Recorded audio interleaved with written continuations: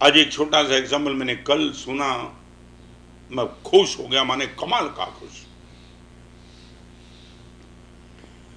पति और पत्नी थे, शादी के 25 साल के बाद मैरिज एनिवर्सरी का दिन आया और पति पत्नी ने यह सोचा आज का दिन हम घर में मनाएंगे, मगर हमारी एक कंडीशन है, no one will be enter in our home. न कोई मित्र,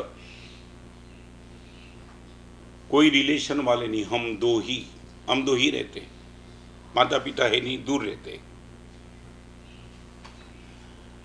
पति ने बात रखी, पत्नी ने स्वीकार कर लिया। आज का एक दिन मैरिज एनिवर्सरी का हम अकेले मनाएंगे, दरवाजा बंद करके।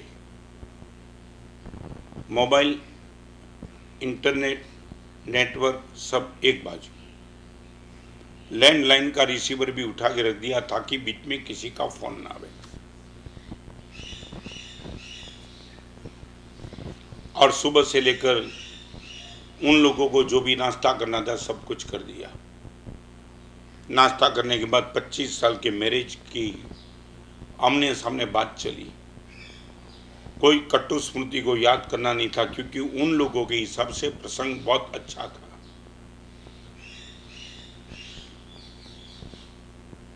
तीन घंटे हुए और दरवाजा खटखटाया। मोबाइल तो बंद था, मगर दरवाजा खटखटाया तो रोकने का अपने बस में था नहीं। निगलेक्ट किया। दरवाजा खटखटाने वाले को रिस्पांस नहीं दूंगा तो अपने आप से निकल जाएंगे। पति पत्नी के बीच में बात चलती रही, मगर दरवाजा खटखटाना चालू ही रहा। पति ने कहा, मैं हॉल से देख लेता हूं कौन है, और दरवाजे के पास जाकर के देखा, अपने ही माता पिता थे। मन में आया, 4 दिन के पहले पिताजी को बता तो दिया था मैंने कि हमारी 25 साल की मैरिज एनिवर्सरी इस तारीख पे आती है। पिताजी ने मोबाइल से फोन करने का प्रयास भी किया होगा, मगर हम तो मोबाइल स्विच ऑफ करके बैठे। लैंडलाइन से बात करने का भी प्रयास किया होगा, रिसीवर तो उठा लिया है। 50 किलोमीटर दूर रहने वाले पिताजी लगता है कि मिलने के लिए आए। दोबारा देखा, पिताजी बड़ी उत्कंठा के साथ देख रहे हैं कि दरवाजा खुलता है कि नहीं। और अंदर रही हुई पत्नी ने पूछा, क्या है, कौन है? पिताजी, मां भी साथ में। खोल दो,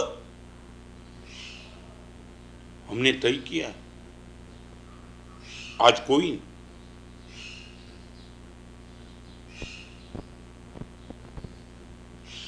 पत्नी बोल नहीं पाई, वापिस चले जाएंगे, 2 दिन के बाद आएंगे पिताजी। लगेगा पति पत्नी का मामला है, अंदर है, दरवाजा बंद है, उनके एकांत को मैं कहां डिस्टर्ब करूं, चले जाएंगे। गए और दोनों अपने अपने बात में लग गए। करीबन 11:30 बजा, फिर से दरवाजा खटखटाया। धर्म पत्नी ने कहा, आप नहीं खोलेंगे, मैं जाती हूं। और उसने देखा अपने मां बाप थे। पति के सामने देख करके कहा, मेरे खुद के मां बाप हैं, कोई फर्क नहीं पड़ता तेरे मां बाप के मेरे मां बाप। हमने ये पक्का कर दिया आज कोई नहीं मिलेंगे।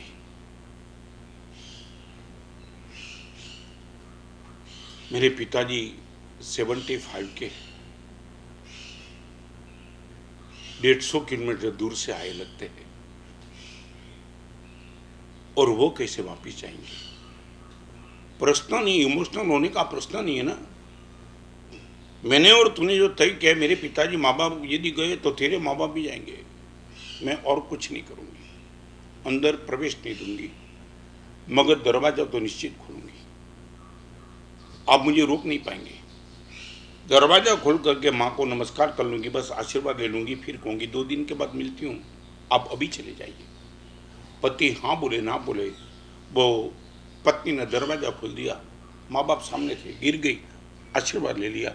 माँ अभी नहीं, 3 दिन के बाद, और दरवाजा बंद कर दिया। बातचीत चली, पूरा दिन समाप्त हो गया। दिन समाप्त होने के बाद 1 महीने के बाद ये दोनों पति और पत्नी को 25 साल के बाद भी कोई बेटा नहीं था, निसंतान थे। और पति ने पत्नी को कहा कि एक बेटा गोद पे ले ले, अच्छा रहेगा। ऐसे बेटे मिलते हैं, हम जिंदगी भर संभालेंगे, पैसा अनब है मेरे पास, चलो।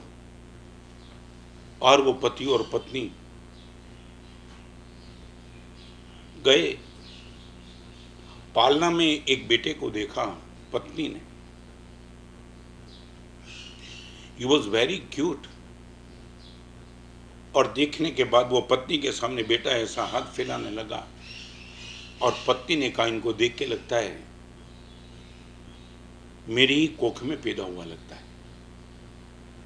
मैं इनको गोद पे ले लूं, आप हाँ बोलो। पति ने बोला नहीं, इस बेटे को गोद में नहीं लेना है। फर्क क्या पड़ जाता है?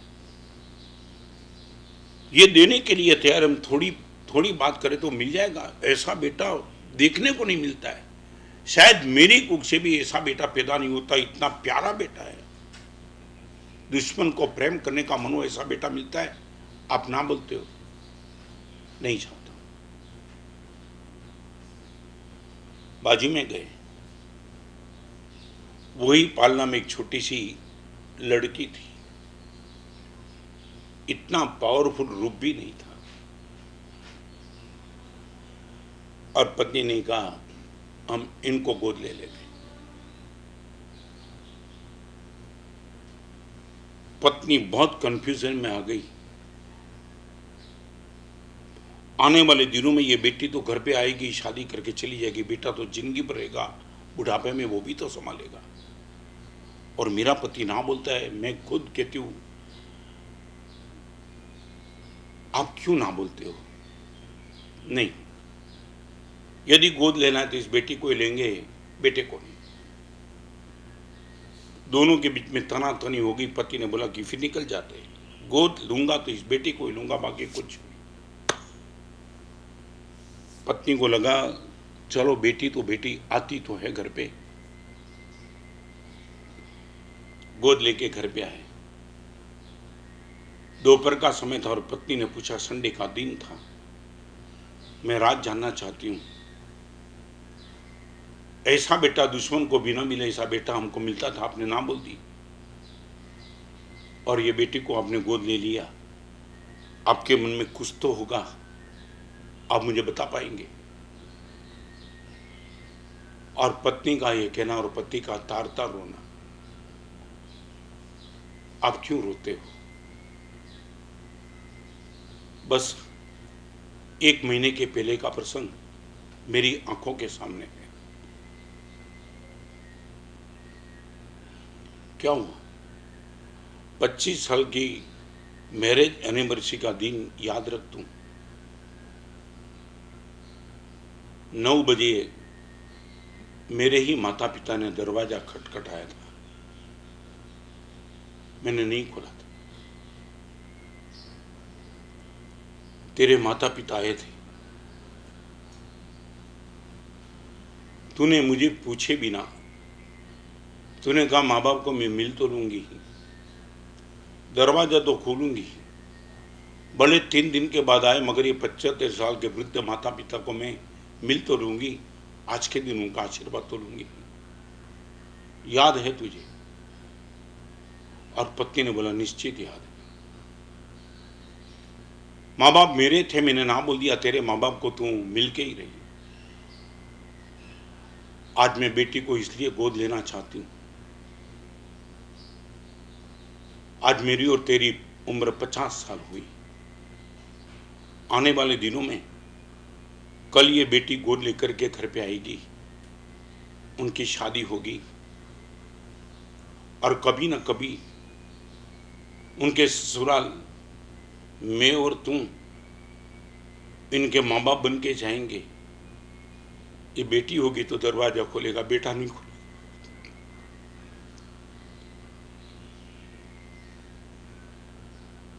बेटा माँ बाप को निग्लेक्ट कर सकता है, बेटी कभी नहीं कर सकती। मैं खुद बेटा होकर के मेरे माँ बाप को मैंने नहीं दरवाजा खोला था। तूने क्यों खोला था? तू उनकी बेटी थी इसलिए खोला था ना। एक माँ बाप के प्रति बेटे का इतना प्यार नहीं रहता है जितना बेटी का रहता है। मैं बेटा होकर के फेल गया, तो बेटी होकर के पास हो गई। इसी वेदना को लेकर के मैंने आने वाले दिनों में ये गलती ना हो, मेरे ही बेटी के घर इनकी मैरिज एनिवर्सरी के दिन जाए और अपने बाप को देख करके बेटा दरवाजा न खोले, ये मैं नहीं सहन कर पाऊंगा। मेरे पिताजी का क्या हुआ होगा मैं नहीं जानता, मैंने दरवाजा बंद कर दिया था ना। कितनी उम्मीद के साथ 25 साल की एनिवर्सरी में पिताजी आए होंगे, मगर ये कठोर दिन इनकार कर दिया, तो इनकार नहीं कर पाई। मेरे पिताजी को जो सहन करना पड़ा, कल बाप बन के मुझे भी सहन नहीं करना पड़े, इसके लिए मैंने तय किया है, गोद में लूंगा तो बेटी को ही लूंगा, बेटा कभी नहीं।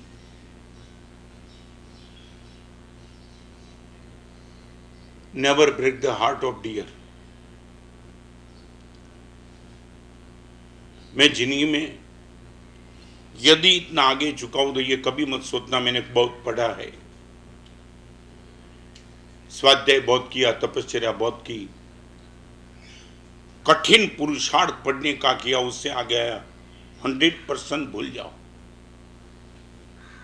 दीक्षा के पहले दिन से आज तक हमेशा के लिए एक प्रयास रहा है कि जिसने मेरे पे उपकार किया उनके दिल को तोड़ने का पाप कभी नहीं किया, नेवर एट ऑल। चाहे मैं रोया हूंगा अकेला अकेला, मगर आपके दिल को चोट लगाने का पाप कभी नहीं किया।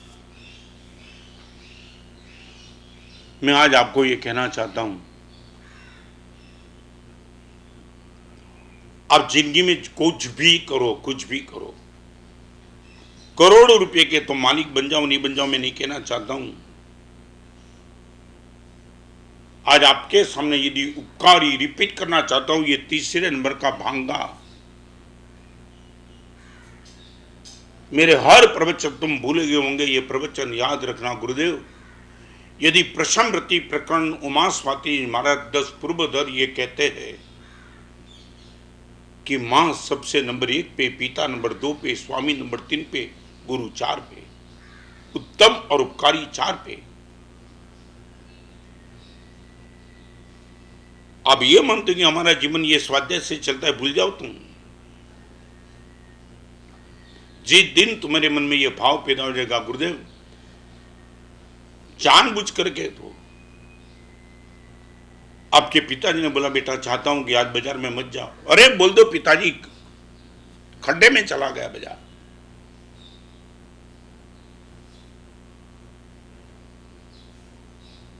गुरुदेव खुद कलकत्ता जा रहे थे, अनंत उपकारी पूज्यपाद गुरुदेव भुवन भानुसूरी महाराज, और दीक्षा का 3रा साल। तुम समझते हो 5 साल की उम्र में मेरी मां गवाई, और दीक्षा के 3रे साल ही पूज्यपाद गुरुदेव जी का वियोग हुआ 3 साल के लिए। और गुरुदेव ने मुझे कहा था, भुवन भानुसूरी महाराज ने, वो टाइम भानु विजय महाराज थे, रत्न सुंदर क्या करेगा तू?